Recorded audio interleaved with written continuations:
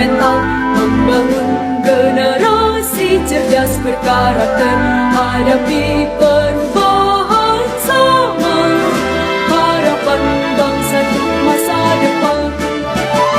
Tingkatkan moral dan keilmuan, wujudkan generasi emas Indonesia, satukan citra dalam ragam budaya sebagai pelajar Pancasila.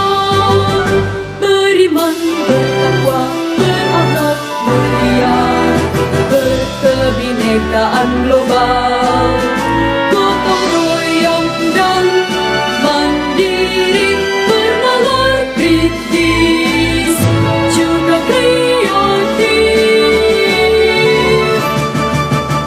Kembangkan bakat serta potensi, siap torehkan prestasi dengan semangat dan keyakinan, raih bangsa depan untuk Indonesia.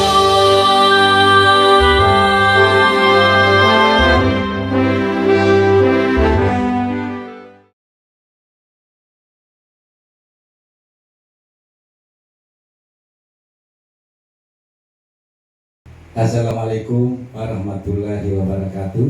Waalaikumsalam warahmatullahi wabarakatuh. Bapak dan Ibu yang saya hormati, adapun acara pada hari ini yaitu elaborasi pemahaman modul 1.4 budaya positif. Nah, hari ini saya akan mensosialisasikan yaitu modul 1.4 budaya positif.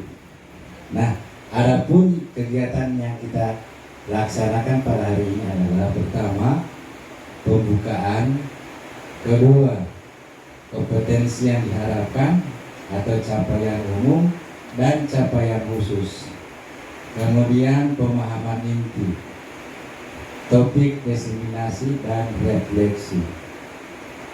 Nah, kompetensi yang diharapkan pertama, guru memahami pentingnya mengetahui kebutuhan belajar dan lingkungan yang memfasilitasi seluruh individu di sekolah agar dapat meningkatkan kompetensi secara aman dan nyaman. Kemudian guru mampu menggerakkan komunitas sekolah untuk bersama-sama mengembangkan dan mewujudkan visi sekolah yang berpihak pada murid dan berlandaskan nilai-nilai kebajikan universal. Capaian umum atau capaian umum diseminasi pertama, memahami konsep pendidikan menurut Ki Hajar Dewantara dihubungkan dengan konsep budaya dan lingkungan positif di sekolah yang berpihak pada murid. Kemudian melakukan evaluasi dan refleksi tentang praktik disiplin dalam pendidikan Indonesia secara umum untuk mendapatkan pemahaman baru mengenai konsep disiplin positif untuk menciptakan murid dengan profil Pancasila. Kemudian memahami peran sebagai guru untuk membangun budaya positif dengan menerapkan konsep disiplin dalam berintegrasi dengan murid.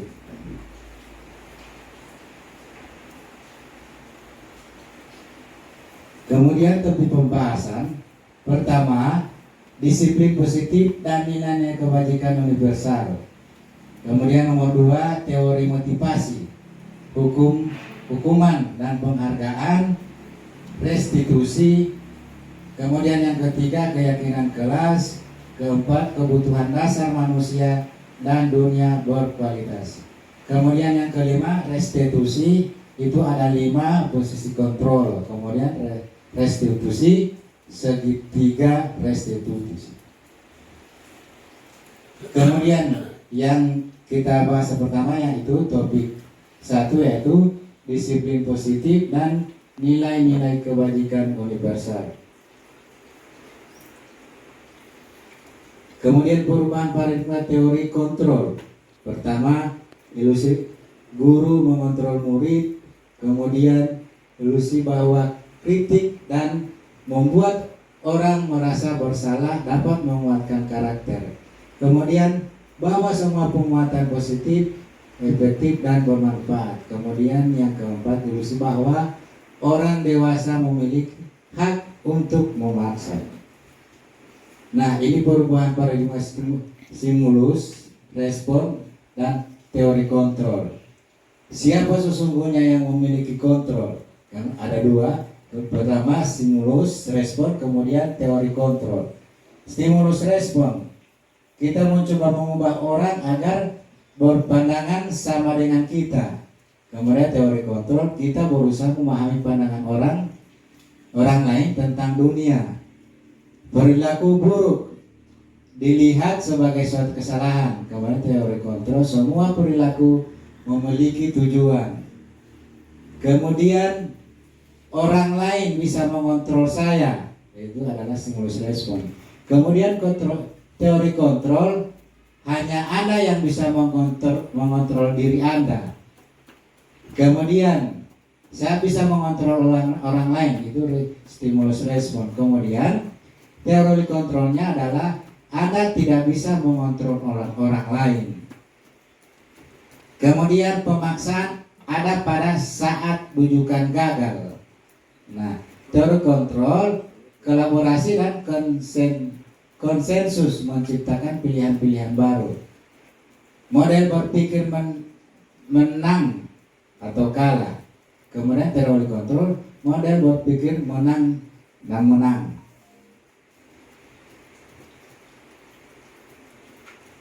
Nah, sekarang pengertian disiplin. Nah, apakah makna disiplin atau makna disiplin?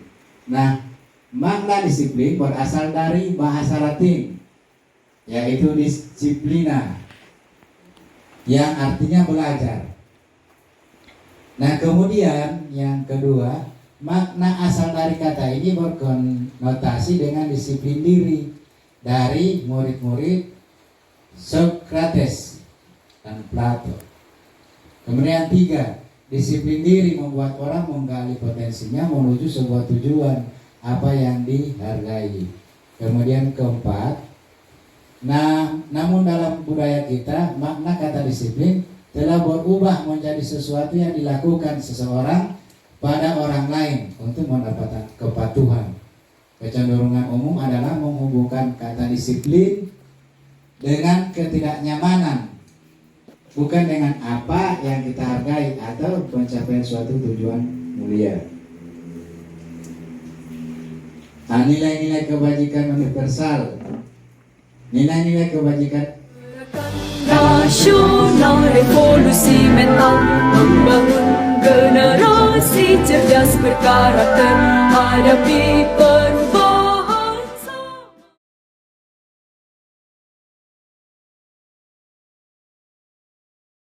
Assalamualaikum warahmatullahi wabarakatuh. Waalaikumsalam warahmatullahi wabarakatuh. Apa kabar hari ini? Baik. Alhamdulillah. Nah, pada hari ini kita akan menyusun keyakinan kelas, atau yang dulunya keyakinan kelas itu aturan kelas atau sama dengan tata tertib sekolah. Nah, keyakinan kelas ini yang kita susun, yaitu apa-apa yang kita lakukan di sekolah dengan yang di kelas atau yang tidak boleh dilakukan di dalam kelas. Ya, itu keyakinan kelas. Kalau dulunya itu tata tertib, ya, tata tertib. Sekarang sudah namanya keyakinan kelas. Nah, keyakinan kelas ini itu yang tidak boleh dilakukan di dalam kelas, kemudian yang boleh dilakukan di dalam kelas. Nah, pada hari ini saya akan membagikan sticknote. Ya, sticknote ini anak-anak menulis di sini ya. Anak-anak menulis di sini apa-apa yang kita akan lakukan di dalam kelas. Ya. Baik dia dalam proses pembelajaran, pokoknya anak-anak di dalam kelas itu ada aturannya, namanya keyakinan kelas. Nah, hari ini anak-anak akan menulis, ditulis di sini apa-apa yang harus dikerjakan di kelas, yaitu tidak boleh dilakukan dengan yang boleh dilakukan. Nah, sekarang Pak Guru akan memberikan statement.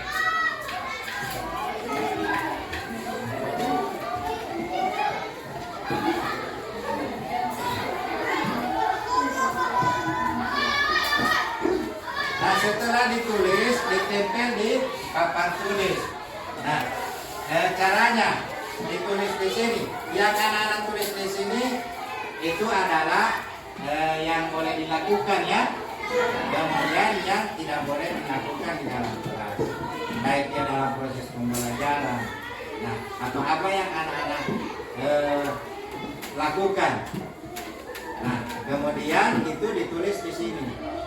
Sesudah ditulis akan ditempel di papan tulis. Gerakan nasional revolusi mental membangun generasi cerdas berkarakter hadapi perubahan. Lagi di belakang.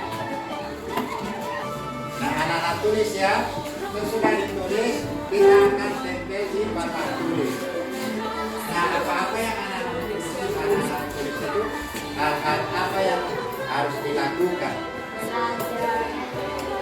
yang dilakukan, yang tidak boleh dilakukan di dalam kelas. Kemudian yang tentunya yang baik ya, itu yang tidak boleh. Dan itu namanya keyakinan kelas. Hal baik, kemudian hal buruk. Hal baik itu apa? Misalnya kalau dalam sementara kita belajar tidak boleh memaafkan, contoh itu. Boleh sih contohnya. Oke. Kemudian apa yang kita lakukan, apa yang tidak boleh dilakukan. Contohnya sementara belajar tidak boleh.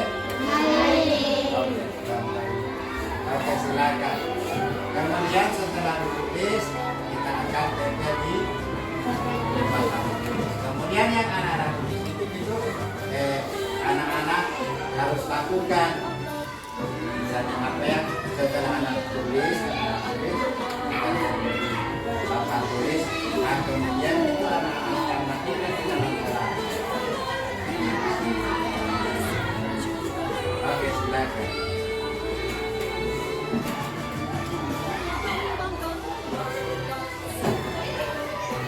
Oke, sudah. Sekarang kita tempel di depan kelas ya. Yang sesudah, ayo tempel di depan kelas di papan tulis. Ayo silakan. Ya. Tempel di sini. Ya, yang lain. Kasih rapi.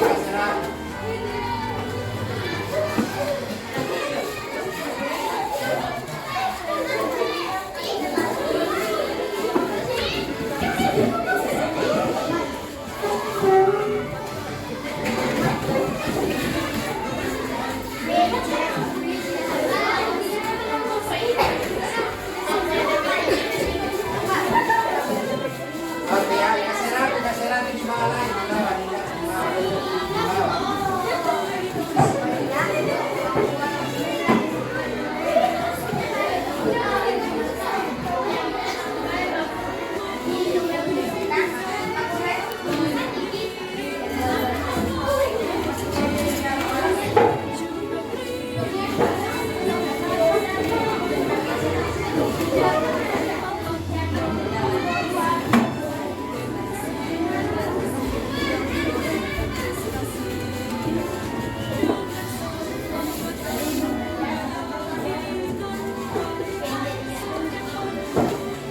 Nah, ini anak-anak tulis di depan kelas atau ini adalah kesepakatan anak-anak ya.